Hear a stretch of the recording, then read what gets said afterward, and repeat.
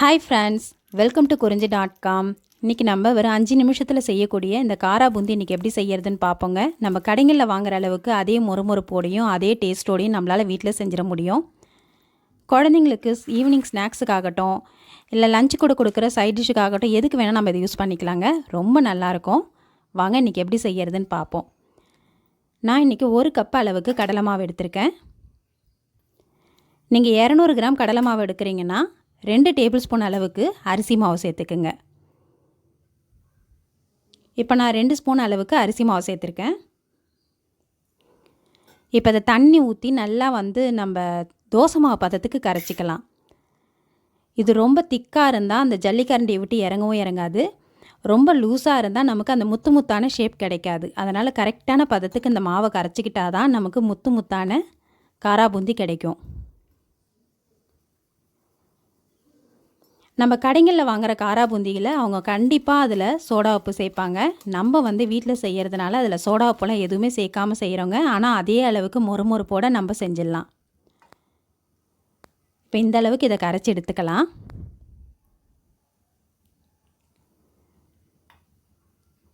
இதை செய்யறதுக்கு நமக்கு பூந்தி கரண்டி தான் வேணும்னு இல்லைங்க. இந்த மாதிரி நம்ம வீட்டில் இருக்க ஜல்லி கரண்டியில் கூட இதை ஊற்றலாம். ரொம்ப ஈஸியாக வரும்.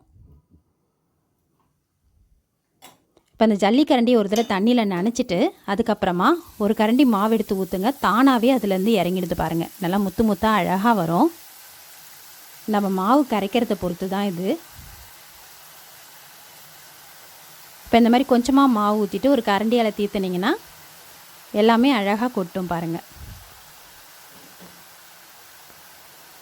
ரொம்ப ஈஸியாக செய்யக்கூடிய ஒரு ஈவினிங் ஸ்நாக்ஸுங்க இது.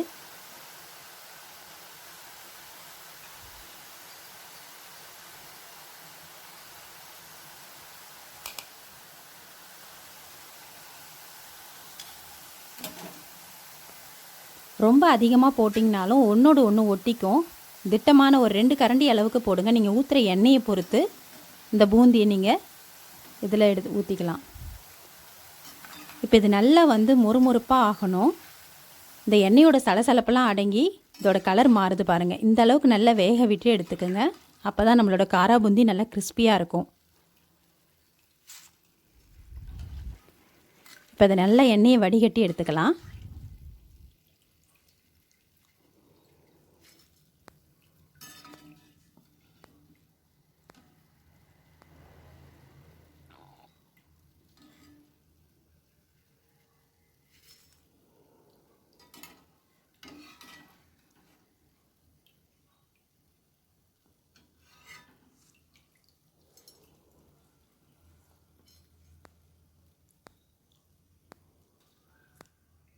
இந்த மாதிரி எண்ணெயை நல்லா வடிகட்டிட்டு ஒரு பிளேட்டுக்கு மாற்றிக்குங்க.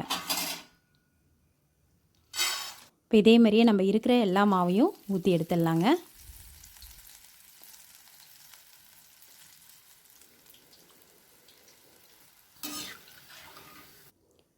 இப்போ காரா பூந்தி ஊற்றி முடிச்சுட்டு கொஞ்சமாக நிலக்கடலையை இந்த மாதிரி இந்த எண்ணெயிலே பொரிச்சிடலாம்.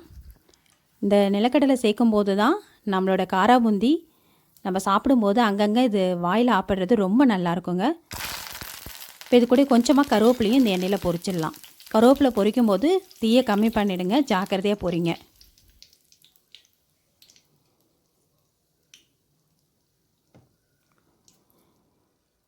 ஒரு 5 பல்லு பூண்டை தட்டி எடுத்துக்குங்க. அதையும் இந்த எண்ணெயிலே பொரிச்சு எடுத்துடலாம். இது அந்த காரா பூந்திக்கு நல்ல ஒரு வாசனையை கொடுக்குங்க.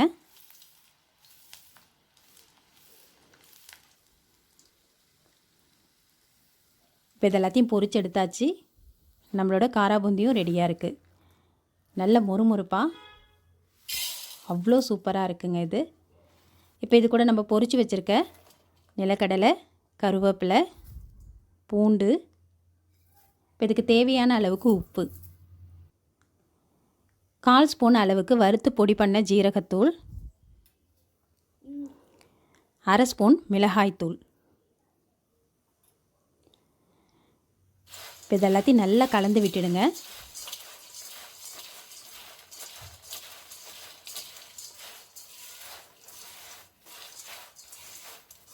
இப்போ நம்மளோட கரகர மொறுமொறு காரா பூந்தி ரெடி. இந்த ரெசிபி உங்களுக்கு பிடிச்சிருந்தா லைக் பண்ணுங்கள், ஷேர் பண்ணுங்கள், சப்ஸ்கிரைப் பண்ணுங்கள். உங்கள் ஃப்ரெண்ட்ஸ் அண்ட் ரிலேட்டிவ்ஸோட இந்த வீடியோவை ஷேர் பண்ணிக்கோங்க. நன்றி, வணக்கம்.